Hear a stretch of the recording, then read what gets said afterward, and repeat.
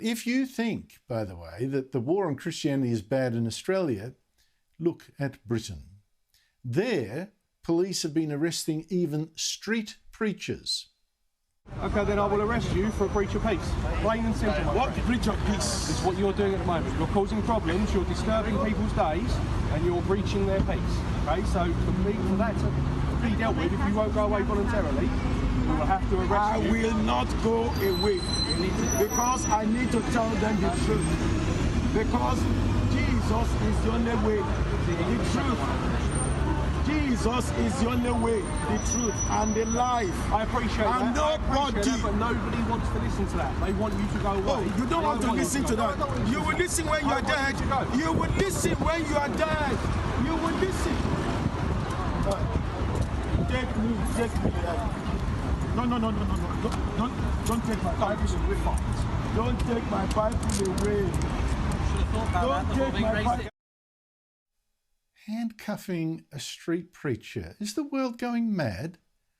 And now a college at Oxford University, of all places, a university, by the way, which trained generations of Britain's greatest churchmen, has now apologised for hosting a Christian conference, a week-long crash course in Christianity over the summer holiday when people weren't around the campus anyway.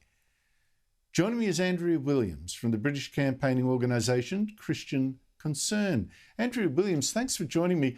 Why did this college apologise for hosting a Christian conference? Because it said that there had been offence calls to some of the students, none of whom were obviously there during it, but who'd found out that we were there. And so the provost, David Isaac, who's ironically been the chair of the Equality and Human Rights Commission, said that he regretted. The exact words were this statement issued by the college. The college was not aware of the speaker list or programme content in advance. The booking was taken in good faith, but it's clear that our procedures did not work as they should. We have begun an urgent review to ensure that this does not happen again. We deeply regret the distress caused to students, staff, and other members of the college community.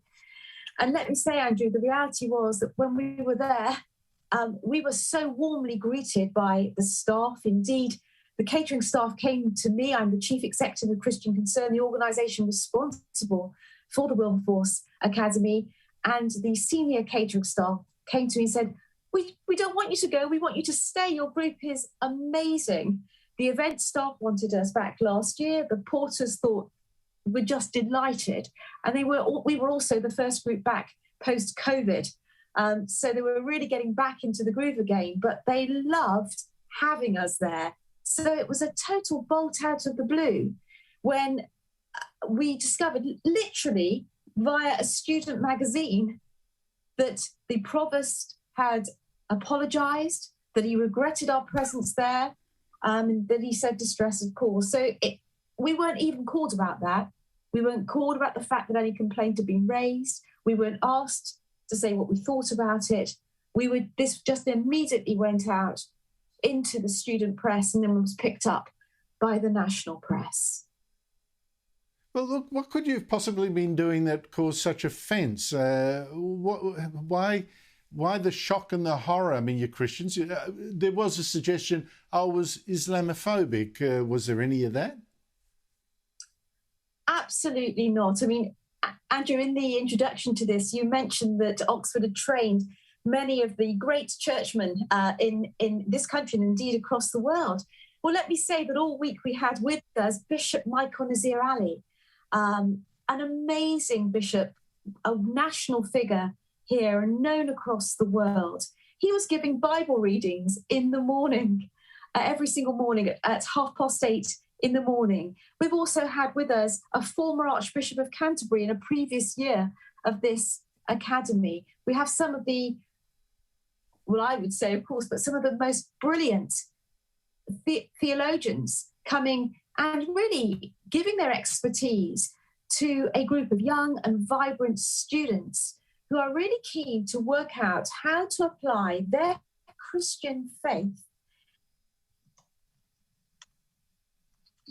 discipline, and their areas of professional life in a world where much of what comes at them is framed in a very different way, in a sort of against a secular, humanistic backdrop. And so it was really to work those things through your offence. in an intensive way Andrea Williams. across 5 days, very intentional, with a lot of fun and a lot of fellowship and a lot of nice food, against the backdrop of a very beautiful Oxford college.